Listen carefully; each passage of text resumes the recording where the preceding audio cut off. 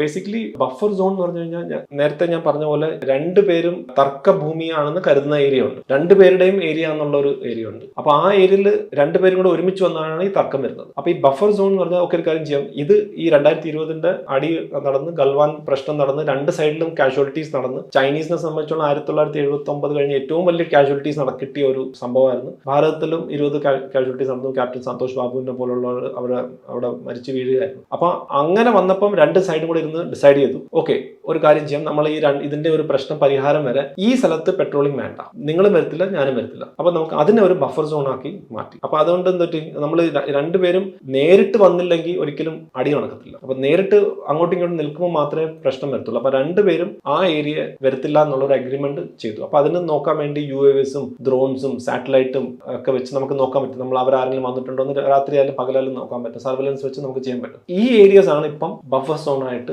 മാറ്റുന്നത്. അപ്പൊ finger 4, finger 8 എന്നൊക്കെ പറഞ്ഞാൽ നോർത്ത് ബാങ്ക് എന്ന് പറയുന്നത്, അതായത് പെങ്ങോങ്സോ തടാകത്തിന്റെ നോർത്തിലുള്ള മല ഏരിയയിൽ നിന്ന് ഈ വിരലുകൾ പോലെ താഴോട്ട് വരുന്ന ഭൂമിയുടെ ആ ഒരു ഏരിയയാണ് ഫിംഗേഴ്സ് എന്ന് പറയുന്നത്. അത് കണ്ടു കഴിഞ്ഞാൽ ഒരു വിരലിന്റെ ഇതുപോലെ തോന്നുന്നത് അതിന് ഫിംഗർ. അപ്പൊ ഫിംഗർ 1 തൊട്ട് 8 വരെയുള്ള നമ്പർ കൊടുത്തിട്ടുണ്ട്. അപ്പൊ നമ്മളെ ഭാഗത്ത് നിന്ന് നമ്മൾ 8 വരെ പോകുമായിരുന്നു, അവര് 4 വരെ വരുമായിരുന്നു. അപ്പൊ ഇതിനിടയ്ക്ക് ഒരു ചെറിയ റോഡ് മാത്രമേ ഉള്ളൂ, അതിന്റെ തടാകത്തിന്റെ നോർത്ത് ബാങ്കിന്റെ റോഡ്. അപ്പൊ പ്രശ്നം വരുമ്പം അവർ നമ്മളെ 8 ചെല്ലാൻ സമ്മതിക്കത്തില്ല, പ്രശ്നം വരുമ്പോൾ നമ്മൾ അവരെ 4 വരാൻ സമ്മതിക്കത്തില്ല. അപ്പൊ ഇതിന്റെ ഇടയ്ക്കുള്ള യുദ്ധമാണ് ആക്ച്വലി കല്ലേറും മറ്റും എല്ലാം നടന്ന് ഒരു സ്ഥലത്ത് മൊത്തം തടാകമാണ്. അതുപോലെ തന്നെ ആ വിന്റേഴ്സിൽ ആ തടാകം കംപ്ലീറ്റ്ലി ഫ്രീസ് ആവും, അതിലൂടെ നമുക്ക് വണ്ടി വരെ കൊണ്ടുപോകാൻ പറ്റും. അങ്ങനത്തെ ഒരു അവസ്ഥയാണ്. അപ്പൊ അതുകൊണ്ട് അത് വളരെ സെൻസിറ്റീവ് ആയിട്ടുള്ള ഒരു ഏരിയ ആണ്. ആ ഏരിയയിലാണ് എപ്പോഴും അടി തുടങ്ങുന്നത്. അതിന്റെ തുടങ്ങിയിട്ടാണ് ഗൽവാനിൽ ചെന്ന് അവസാനിച്ചത്.